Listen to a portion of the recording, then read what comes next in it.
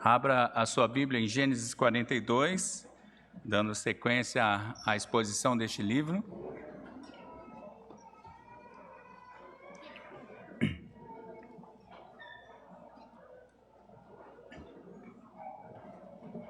Gênesis 42. Acompanhe com atenção a bendita palavra do Senhor. Sabedor Jacó de que havia mantimento no Egito, disse a seus filhos: Por que estáis aí a olhar uns para os outros? E ajuntou: Tenho ouvido que há cereais no Egito, descei até lá e comprai-nos deles, para que vivamos e não morramos. Então desceram 10 dos irmãos de José para comprar cereal no Egito. A Benjamim, porém, irmão de José, não enviou Jacó na companhia dos irmãos, porque dizia: para que não lhe suceda acaso algum desastre. Entre os que iam, pois, para lá, foram também os filhos de Israel, porque havia fome na terra de Canaã. José era governador daquela terra. Era ele quem vendia a todos os povos da terra, e os irmãos de José vieram e se prostraram rosto em terra perante ele. Vendo José a seus irmãos, reconheceu-os, porém não se deu a conhecer, e lhes falou asperamente e lhes perguntou: De onde vindes? Responderam: da terra de Canaã, para comprar mantimento. José reconheceu os irmãos, porém eles não o reconheceram. Então se lembrou José dos sonhos que tivera a respeito deles, e lhes disse: Vós sois espiões e vieste para ver os pontos fracos da terra.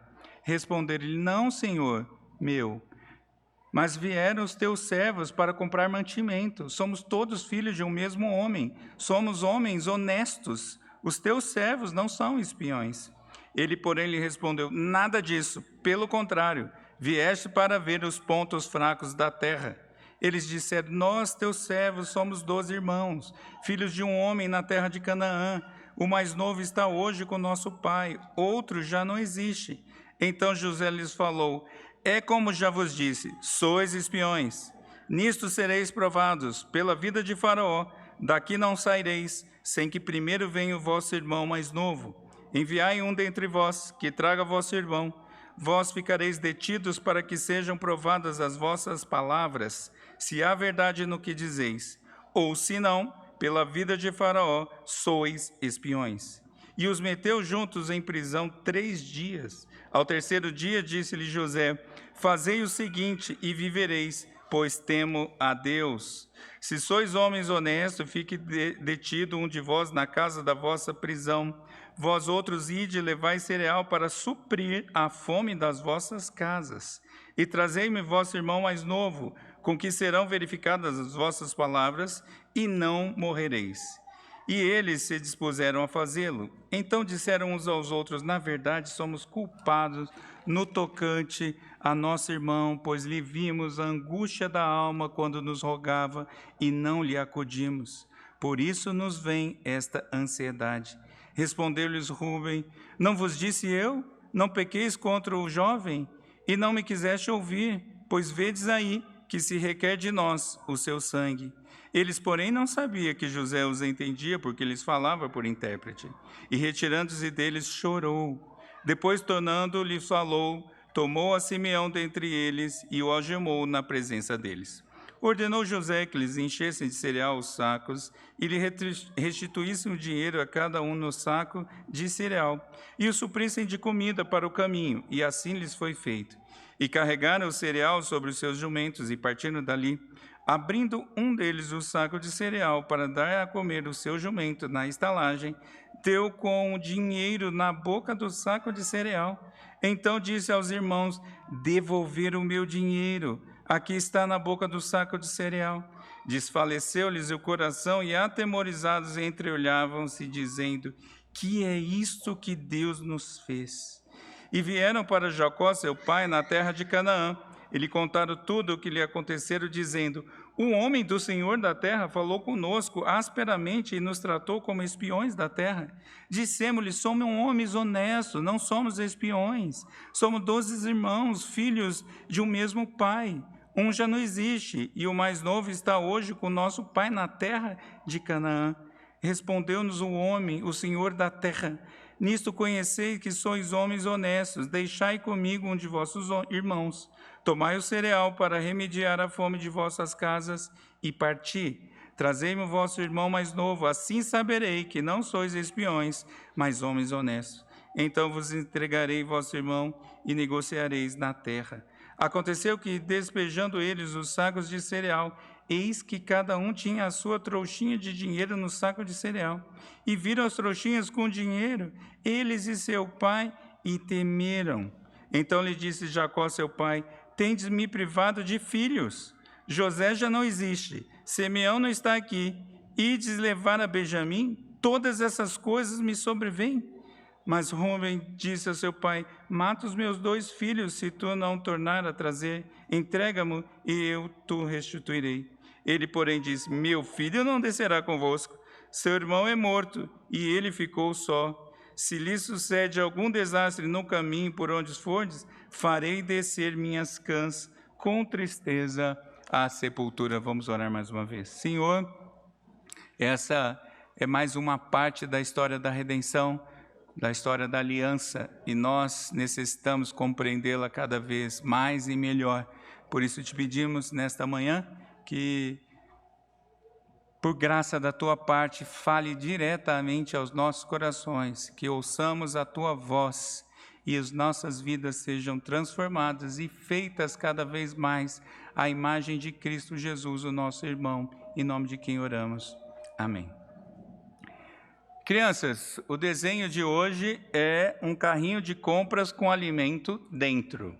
Alimentos que vocês quiserem dentro do carrinho. Eu não sei como vocês vão fazer, mas eu quero ver. Vocês não estão me mostrando os desenhos. Eu estou começando a desconfiar que vocês não estão fazendo, né? Quero ver ao final. Mas por que, crianças, que vocês vão fazer um carrinho de compras de supermercado com alimentos dentro? Porque nós vamos falar do mais importante alimento para a nossa vida nesta manhã. Você já viu o time de futebol que viaja para ganhar o primeiro jogo das quartas de final e volta com a derrota, 3 jogadores contundidos e 2 expulsos? Acabou ali o campeonato, essa é a ideia, né? Agora lascou, perdemos o campeonato, já era. Mas aí o técnico se impõe, faz mudanças inteligentes, motiva o pessoal, cobra de quem tem que ser cobrado, e o time segue para as outras fases e ganha o campeonato. Há uma mudança na história, mas leva fases para acontecer isso. E a história de hoje faz parte de uma história maior.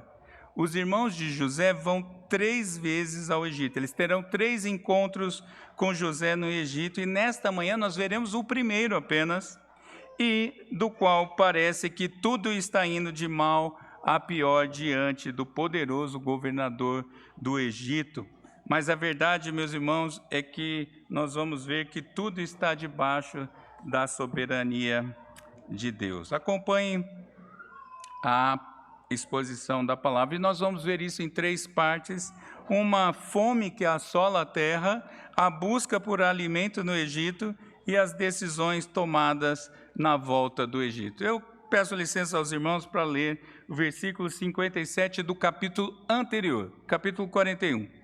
E todas as terras vinham ao Egito para comprar de José, porque a fome prevaleceu em todo o mundo. Nós não sabemos a extensão dessa palavra mundo, se foi uma fome global, mas o fato é que era uma região muito, muito grande, porque vinha gente de todo lado. Meus irmãos, então dos versículos 1 a 5 a gente vê esse problema. Há um problema sério acontecendo. Está faltando comida, gente. Está faltando comida. Vai começar a morrer gente de fome. E Jacó, consciente do grande problema dessa fome, que assolava inúmeras regiões. Eu não sei como Jacó sabia, eu não sei se ele leu a Gazeta de Canaã, se ele foi no Twitter da região, eu não sei o que aconteceu, mas é óbvio que ele sabia. Ele está vendo caravanas e caravanas passando por aí, gente de todo lado seguindo rumo ao Egito. E ele percebe a inércia dos filhos, aliás, todos marmanjos já, né? Todos bem adultos. E os filhos não estão tomando nenhuma decisão diante disso. E o pai Jacó, então, decide enviar seus filhos ao Egito em busca de alimento para quê? Para eles não morrerem de fome.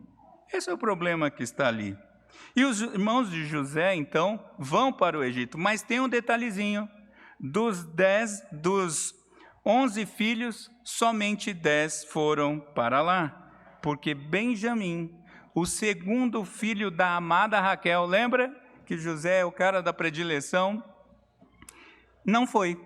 Ele não deixou o filho mais novo ir, ele não permitiu, talvez desconfiando dos filhos, no caso da morte do outro filho José. Lembra-se que Jacó está crendo piamente que José morreu. Ele lembra que teve uma história com esses filhos.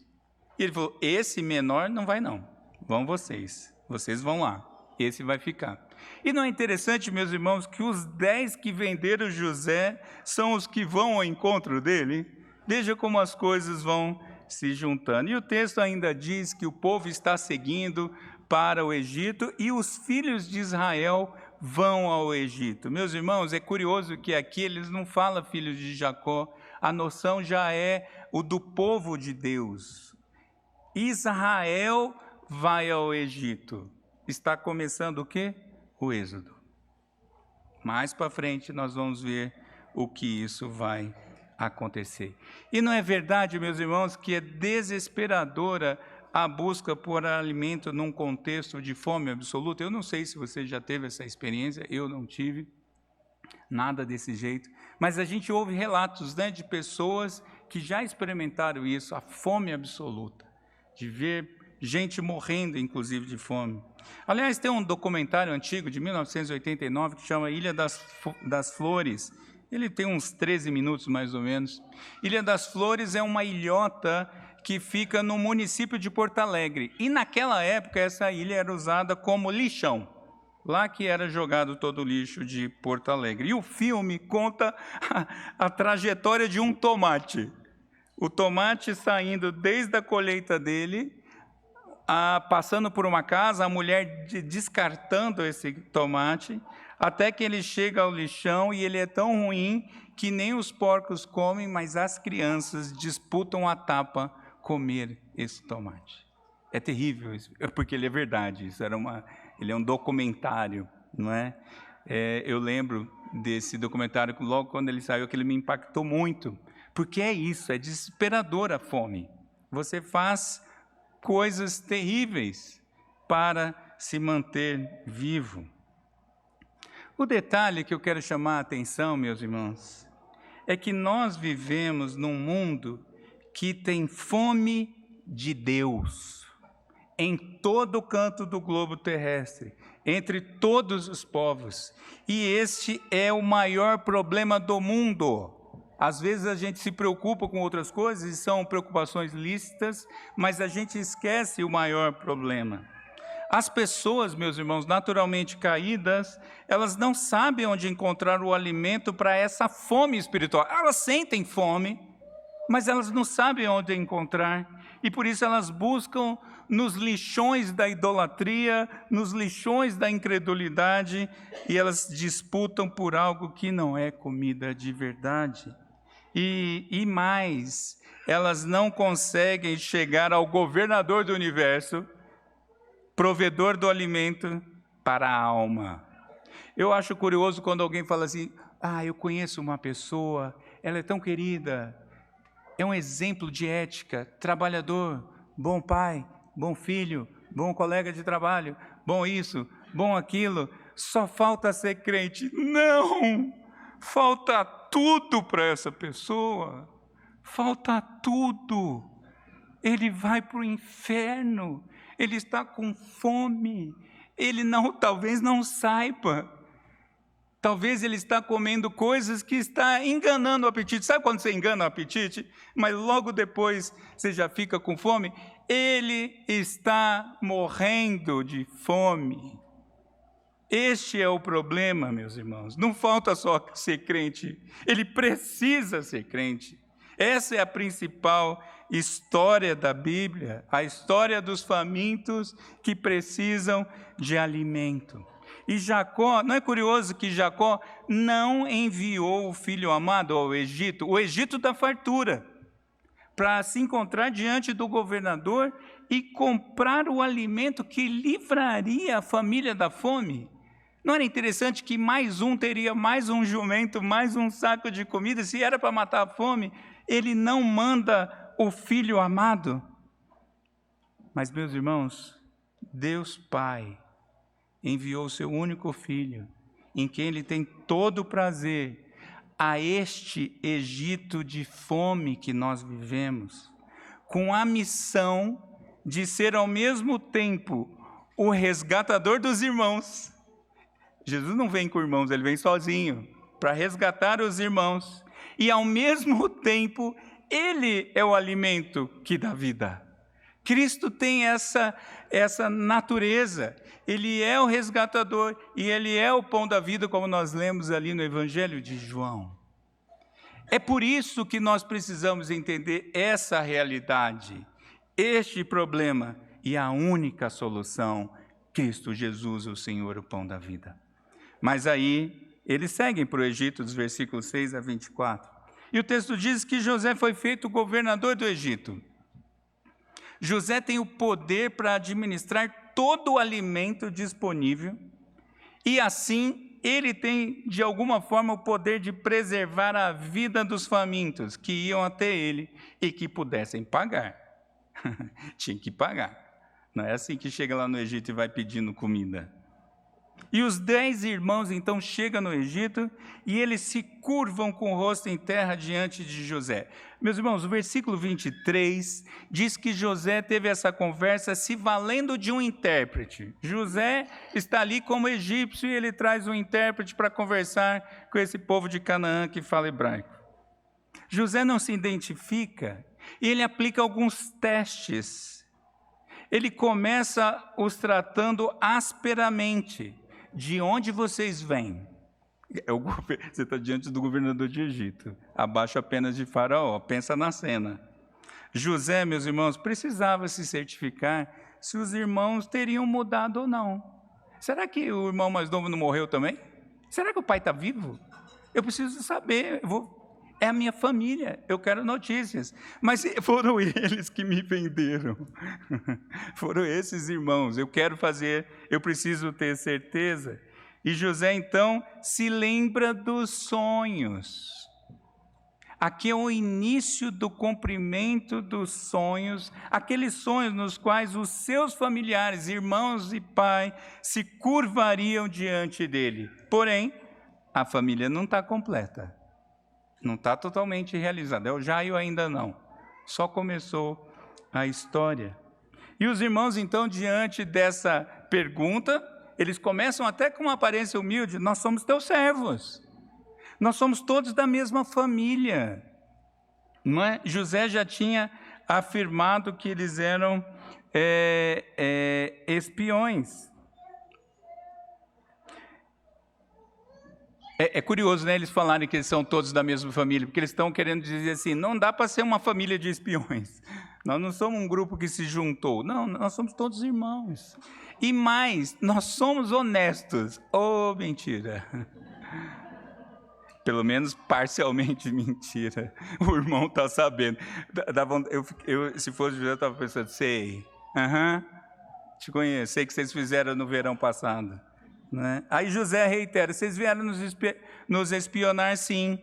E os irmãos vão dando mais detalhes, e eles contam que eles têm um irmão caçulo que não veio. E eles têm outro que morreu. José já sabe que eles acreditam que ele teria morrido.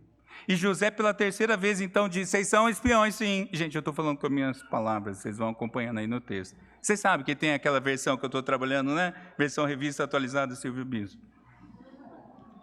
Agora, imagine, meus irmãos, os corações desses homens, sabendo que eles estavam sendo acusados e tratados rispidamente por algo que eles não fizeram. Eles estão sendo acusados de serem espiões. Eles sabem que eles não são espiões. Eles são muita coisa, mas espiões eles não são. E os seus corações agora estão experimentando o que José experimentou antes. Curioso como Deus vai trabalhando, né, a transformação do nosso caráter, do caráter do seu povo. E José então propõe uma forma deles provarem que eles estavam falando a verdade. Caso contrário, ficaria evidente que eles são espiões. 9 vão ficar presos, e um de vocês vai buscar o caçula. E não foi só uma conversinha, ele os colocou em prisão preventiva em 3 dias. Lembra que José já sabe, conhece bem essa prisão? José foi para uma prisão. Lembra que teve uma história de gente presa por 3 dias?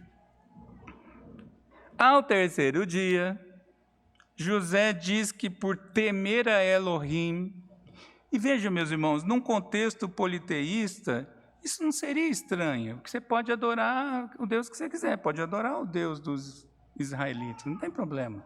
Então, talvez na cabeça dos irmãos não soou estranho, mas José está falando em nome do Deus dele.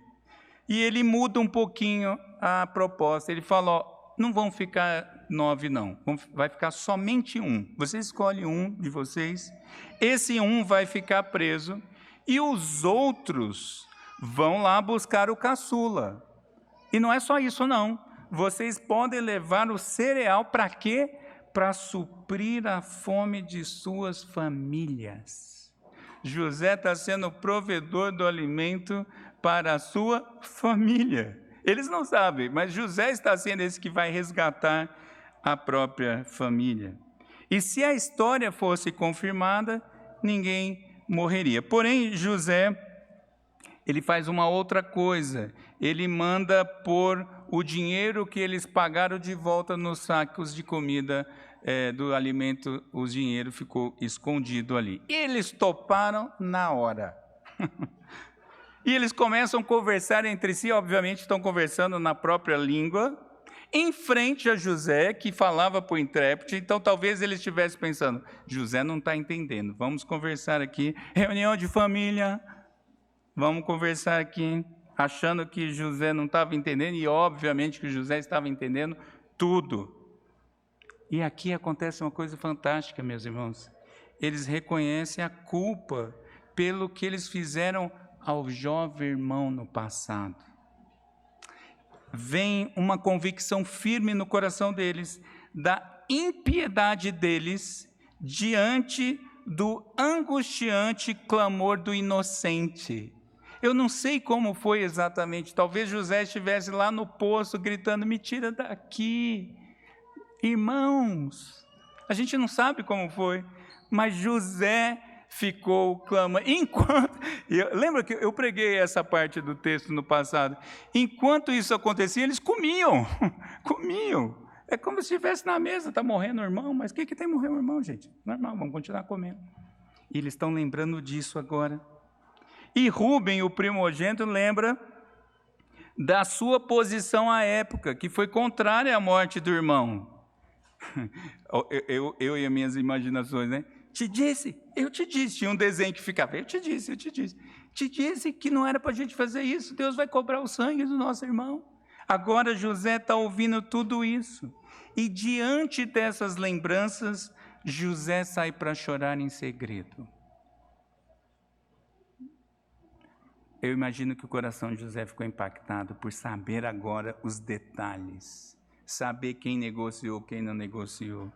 Mas José se recompõe, volta. Quando ele volta, ele já manda algemar Simeão, que é o segundo na linha, depois de Rúben, manda algemar Simeão na frente dos outros. Esse aqui, lembra que José tinha falado, escolha um, agora é José que escolheu, vai ficar o segundo. Nós não sabemos por que ele ficou preso sob custódia, mas o fato é que ele é o segundo filho. Talvez ele seja o articulador do plano da morte de José. Lembra-se da morte lá dos siquemitas? Ele é o cara junto com o irmão que organiza a matança. Gente, está prendendo o valente. Deixa preso o valente aqui. Os outros vão. Eu vi esses dias, esses filmes de pessoas orientais, talvez fossem coreanos, chineses, eu não sei, talvez coreanos. mas uma moça, ela está indo para uma entrevista de emprego, super em cima da hora, e ela está no elevador lotado. Ela está naquela parte que a porta passa raspando, assim, elevador lotadão, prédio alto. Quem já trabalhou em prédio alto, sabe que se você perder o horário, se você perder um elevador, seu ponto, você não bate o ponto na hora certa. Isso é... O ambiente corporativo fala disso, não é? Ela está nesse elevador lotado e um entregador com um galão d'água daqueles 20 litros chega para entrar. Não tem espaço, gente. Não é metrô de Brasília que você empurra todo mundo, não. E todo mundo oriental, né? Paradinhos. Só que ela desce, ela sai do elevador e dá lugar para o homem, para o carregador. Obviamente que o próximo elevador demora muito e ela chega atrasada para a entrevista.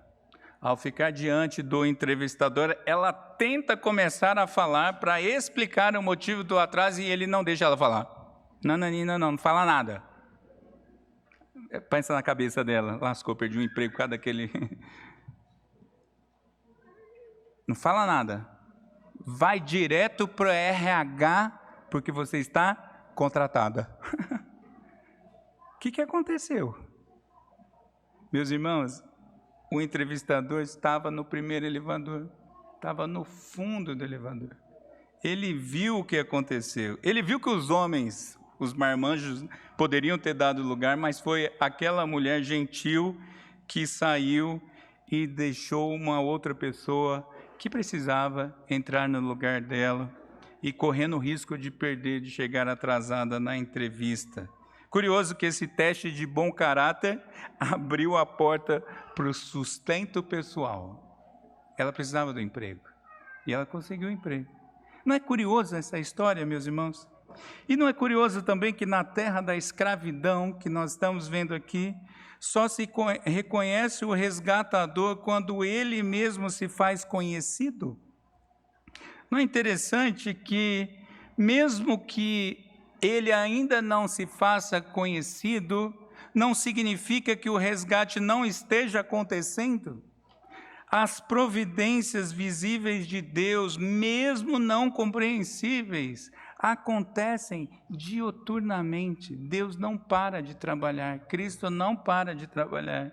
Cristo continua resgatando as pessoas, mesmo que elas ainda não saibam.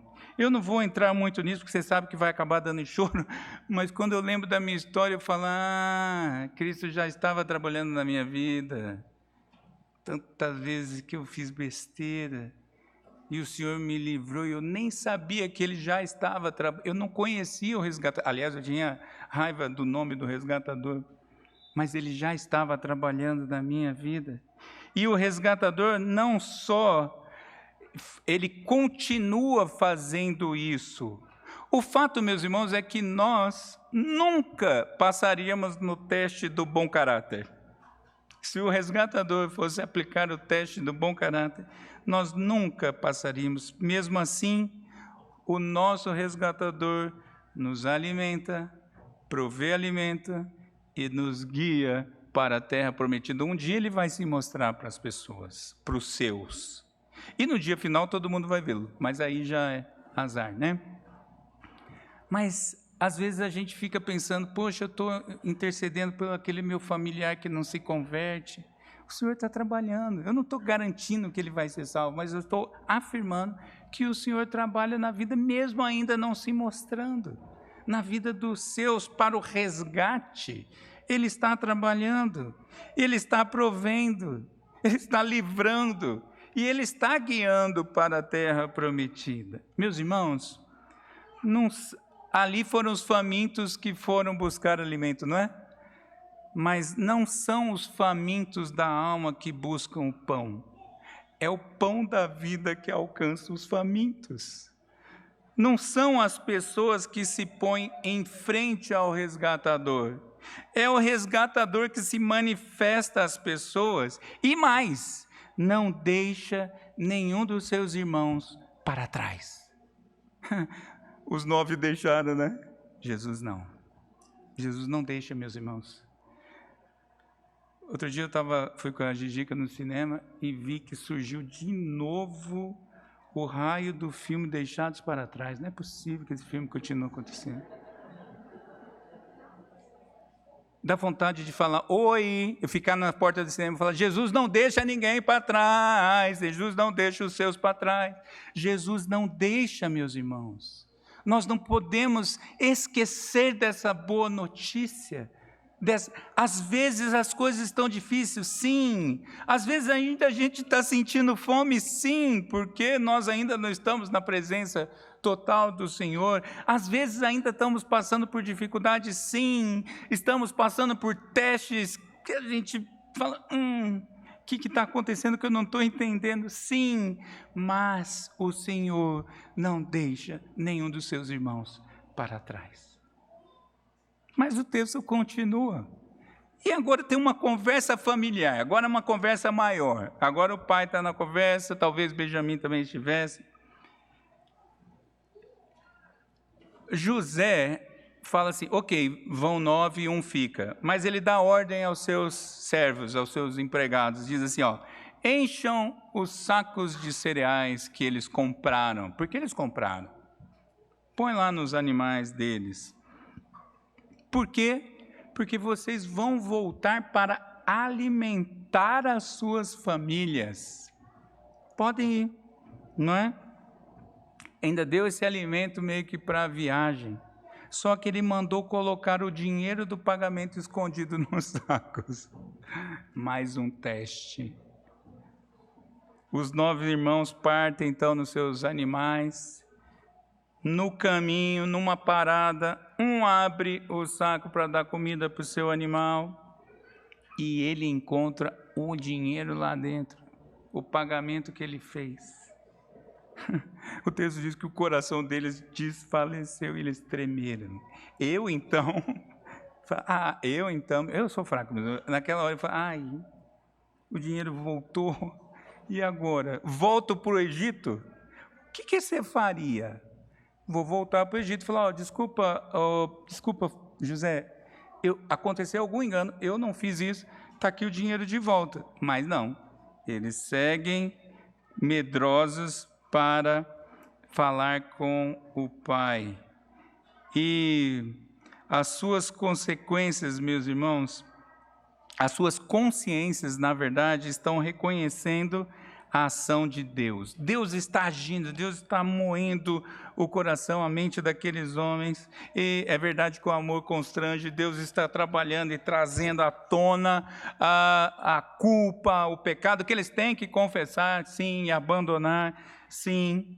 Então não adianta ficar guardando culpado, viu, meus irmãos? Esquece essa tolice, conta logo que é melhor.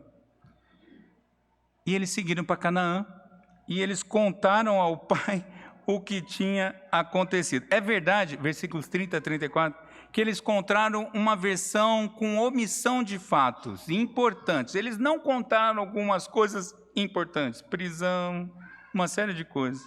Talvez eles tenham até acrescentado os detalhes. Talvez aquele detalhe do vamos negociar na terra deles, talvez aquele detalhe não tenha parecido daquela conversa. Mas eles contam a história para o pai. O homem, é curioso, né, que eles falam assim, por exemplo, nos respondeu o homem, o Senhor da terra. Pai, é o seguinte, pai, aconteceu uma história, o gato subiu no telhado. Simeão ficou. A gente achou dinheiro num saco. Eu não sei o que aconteceu, mas eles foram abrir os outros sacos. Não está lá o dinheiro, todos os dinheiros estão lá espalhados no saco. A coisa era pior do que se imaginava. Não era um. Todo o dinheiro voltou escondido nos sacos de cereal. E Jacó, no versículo 36, a gente vê ali que Jacó meio que acusa os filhos. Ele diz assim, Jacó já não existe. No coração de Jacó, José já morreu. Ele acredita, ele foi enganado, não é? Simeão não está aqui, Simeão já foi também. Talvez, da onde voltou esse dinheiro? Vocês venderam Simeão? O que aconteceu? Da onde veio esse dinheiro? A gente não sabe o que está na cabeça aqui de Jacó, e eles tinham falado, se a gente voltar com Benjamim, a gente resgata Simeão. E aí ele diz, Benjamim não, nananina não. O irmão de José, percebe a predileção aqui, que ele só fala dos dois, os filhos da amada, e ele ainda diz assim, eu tentei imaginar uma expressão mais brasileira, mas ele diz, tudo acontece comigo. Ele olha para si, né? Tudo está acontecendo comigo, perdi um, perdi dois, vocês querem que eu perca o outro? E Rúben, o primogênito, se levanta e diz que ele vai buscar Simeão, sim. Deixa eu levar Benjamim, que eu trago Simeão. Deixa eu levar o caçula amado, que eu trago o outro. Eu trago de volta. Se eu não trouxer, o senhor pode matar meus dois filhos. Ai, que pai é esse, meu Deus do céu? Ao invés de falar assim, olha, eu morro, se eu não trouxer, dou minha vida, mato os meus filhos. Ô família, eu não ri não, que você faz parte dela. E Jacó não concordou, porque ele temia pela vida de Benjamim. E ele é tão curioso isso que ele fala assim, se eu perder Benjamim, vai ser a morte para mim. Aí eu vou mesmo. As minhas cãs, os meus cabelos brancos vão para o túmulo. Vai ser a morte para mim. Não é interessante que nesse bloco todo Deus só é mencionado uma vez, como se fosse um punidor? E não há referência deles buscarem a Deus antes de qualquer decisão? Onde está Deus nessa história? Quem citou Elohim foi José. Eles lembram de Deus como se Deus estivesse pesando a mão.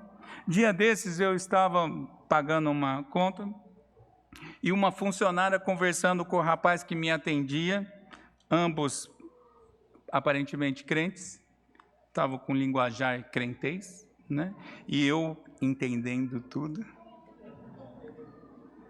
Ele perguntou para ela se vai ter outros filhos, além do único filho que você tem. Ela disse, se for a vontade de Deus. Eu falei, isso. Aí ela completa, se for a vontade de Deus, mas eu estou evitando. Porque eu quero fazer a prova da OAB, eu quero passar em concurso, eu quero isso, quero aquilo. Eu falei, quase que eu me revelo como crente também. Não! A vontade de Deus já está dita, é para você ter filho, sim.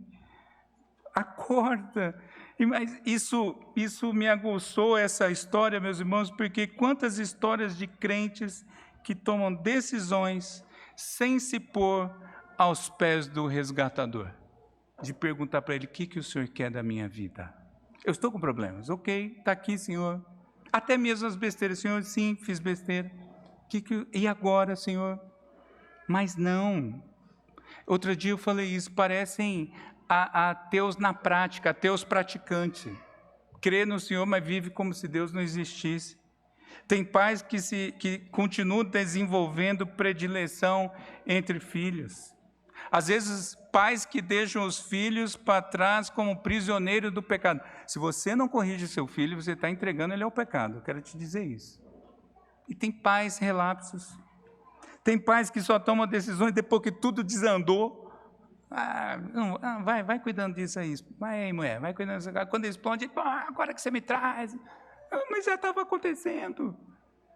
Tem filhos adultos imaturos ou omissos, que não têm moral junto aos pais. Não tem coisa pior de você não ter moral com seus pais.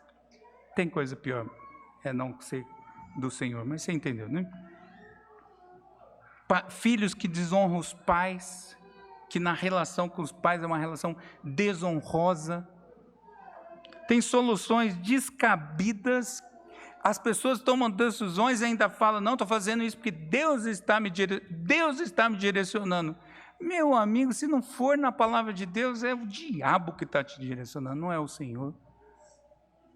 Você tem que saber da palavra de Deus. Casais que buscam ajuda só depois que o caos se instalou. Jovens que se casam em julgo desigual, transferindo o problema para Deus resolver. Senhor, eu creio na conversão dele, então eu vou adiantar o casamento, o senhor converte depois. Mas a palavra de Deus não diz isso. E aí a gente fica vendo isso, é como se fosse os filhos que só trazem mais notícias para o pai. Tem filho que é aquele reclamão, que só fica... Lembra de José lá no começo? Que José, os irmãos achavam que José era o contador de má notícia, né? Mas tem hora que os filhos só fazem orações ao Senhor por problemas que nem deveriam existir. Agora, meus irmãos, como eu disse, eu e você estamos nesse grupo aqui, mas eu tenho uma boa notícia. Jesus é o Filho que consultava o Pai continuamente para as tomadas de decisões. Jesus, o Deus homem, consultava o Pai. Nós devemos consultar também. Mas tem mais. Jesus é aquele que foi ao céu, se apresentou diante do Pai com boas notícias. Quais são elas? Pai, paguei a conta dos meus irmãos com a minha própria vida. Eu paguei, Pai, a conta está paga. E mais, Pai, eu vou seguir com eles, porque eu sou Emanuel. Eu vou seguir com eles todos os dias. Pode deixar, Pai, eu estou nisso. Meus irmãos, e é por causa dessas boas notícias que nele nós podemos seguir em frente. Nós podemos decidir, tomar decisões. Nós podemos viver diante de toda e qualquer situação. Aprendi a viver diante de toda e qualquer situação, na fartura, na escassez. Porque eu tudo posso naquele que me fortalece. É porque Cristo é o Filho, é o irmão resgatador, que pagou a conta e por isso nós podemos seguir em frente. Parece que a história de José e dos irmãos é confusa, mas por trás dela está a história da redenção, a história da aliança, a história do Filho amado que resgata os irmãos famintos. Mas ainda não chegou ao final do campeonato, meus irmãos. Não está tudo perdido. Olhando para essa história, essa história está ficando pior. Não, porque o resgatador também é o governador do universo. E nós vamos ver nos próximos sermões que essa história ainda vai continuar, parecendo que está piorando, mas ela está melhorando. E assim é a nossa história. Mas eu ainda queria terminar com algo que todos nós, todos os irmãos que já foram resgatados, entre outras coisas, têm um dever: levar o pão da vida aos famintos. Esse é um dever nosso, meus irmãos. Se você já foi saciado, se a sua alma já foi saciada, tem irmão nosso aí fora passando fome espiritual. Sim, tem as mazelas sociais que é dever nosso cuidar também, mas tem aí fora irmãos nossos que o resgatador ainda não se manifestou. Mas quem é o anunciador do irmão mais velho? Você, eu. E nós temos que levar o pão da vida aos famintos. Eu vou terminar com uma frase que é atribuída ao Spurgeon, que ele diz algo mais ou menos assim: evangelização é um mendigo contando a outro onde encontrar pão. Você conhece o pão da vida? Você já foi alimentado? Leve esse pão a outras pessoas. Vamos orar. Senhor, obrigado pela lembrança da obra da redenção. Obrigado por nos lembrar que fomos resgatados, que temos um irmão resgatador, que não deixa ninguém para trás, e que ao mesmo tempo é o governador do universo. Obrigado por isso, obrigado por essa lembrança, e dá-nos, Senhor, esta certeza, desta obra maravilhosa, porque nela, nos méritos da obra de Cristo, nós podemos viver de forma que te agrada, e também podemos cumprir a missão que é tua, de levar o pão da vida a outros. Faz isso em nosso meio, Pai. Te pedimos em nome de Jesus. Amém.